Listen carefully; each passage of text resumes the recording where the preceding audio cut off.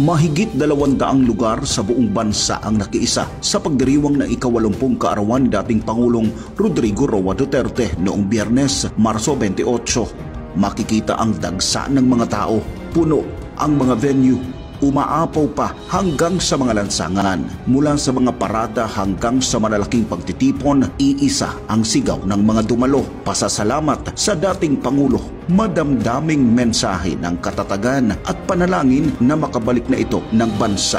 Sa pambihirang pagkakataon, tila ngayon lang nagkaroon ng sabay-sabay na pagdiriwang ang bansa para sa isang Pilipino na tinagurian nilang pinakamagaling na lider ng bansa.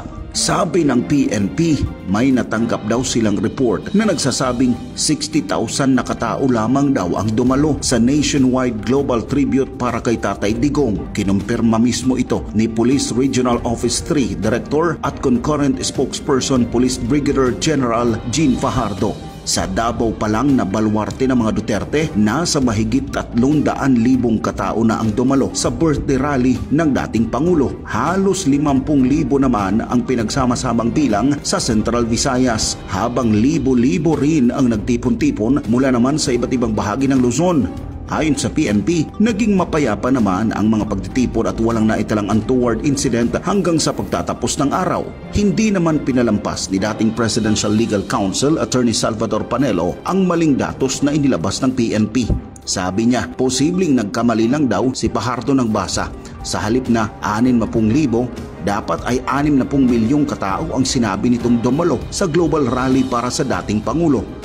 Nagkamali lang siguro ng sulat kasi ang ibig niya sabihin 60 milyon sa buong mundo at sa Pilipinas ang nagsama-sama at nagtipon sa pagdiriwang kay Pangulong Duterte sa kanyang ika-80 na kaarawan at nanindigan para sa bayan at sinalungat ang ginawang pagmaltrato sa kanya, ang ginawang iligal na pag-aresto sa kanya, iligal na pagdetini sa kanya, iligal na pagkidnap, at lalong-lalo na ang pagsuko ng pamahalaan ng soberentiya ng bansa.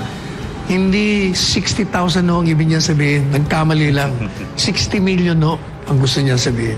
Giit ni Panelo, natatangi ang pangyayaring ito para kay Pangulong Duterte. Anya, wala pa siyang nakitang ibang presidente sa kasaysayan ng Pilipinas na ginawaran ng isang espesyal na pagdiriwang ng milyong-milyong Pilipino sa buong mundo. Never in the history of this country that a president has that kind of following and celebration of his birthday. Wala, tingnan nyo, magmula pa sa Quezon, lahat.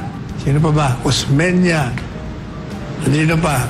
Quirino, Magsaysay, Macapagal, Marcos, Aquino, sino pa? Estrada, Ramos, Cory, lahat yan. Wala. O, kahit na birthday ng ating Pangulo, meron bang ganun? Wala.